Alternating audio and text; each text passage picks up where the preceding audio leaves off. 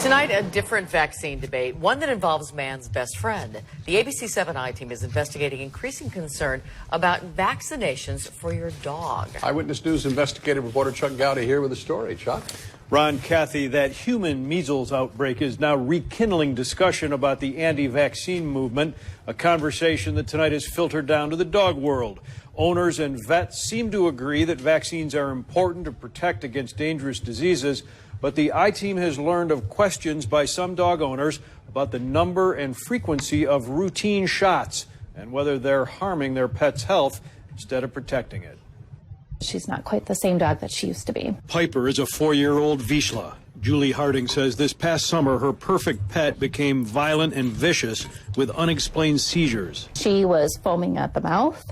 She was just flailing everywhere. Neurologists at this special clinic diagnosed Piper with autoimmune meningitis. Then they had a question. They asked, has she had a vaccine recently? Piper was vaccinated against leptospirosis, a potentially deadly disease. This report says the brain swelling could have been triggered by that vaccine and her predisposition to allergic conditions. Veterinary neurologists say it was unusual to receive Piper's case and 4 others possibly linked to one vaccine within a month and a half. The manufacturer tells the I-Team each suspected adverse reaction was thoroughly reviewed and no causal association was found between the vaccine and the Chicago cases. In the last year to year and a half, we have seen more cases in this practice related to dogs who have recently been vaccinated. We're trying to really understand what the underlying risks are.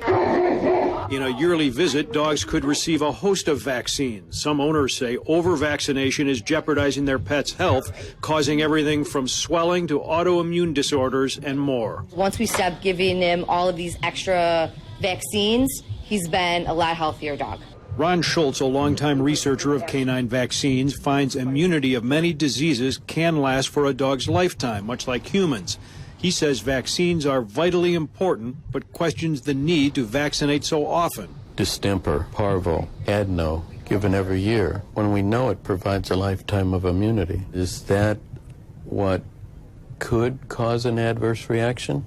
Yes, potentially. Schultz says you don't want to vaccinate an immune animal because the vaccine may cause a hypersensitivity reaction. At the very least, he wants veterinarians to think twice about doing certain vaccines every year. Current guidelines recommend 3-year intervals for rabies and other core vaccines for common diseases. Others, known as lifestyle vaccines, may need yearly updates. It's still a very volatile debate because there's so much fear involved and there's an awful lot of money involved. Veterinarian Barbara Royal offers a blood test called a titer to measure a pet's immunity. She says aside from the rabies vaccine, many of her clients no longer get inoculations past the first year. She claims they're now healthier. Someone makes a vaccine and then we all have to give it.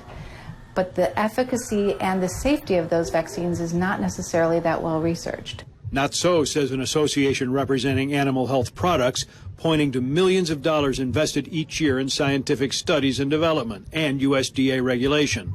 Advocates insist these shots are safe and say severe reactions are rare, having to do more with the animal's underlying health and genetics. Vaccines are extremely important for animal welfare as well as also for human medicine and human health. Harding says even after spending thousands saving her dog's life, she is not anti-vaccine. We went through a lot together, didn't we? Yes, we did.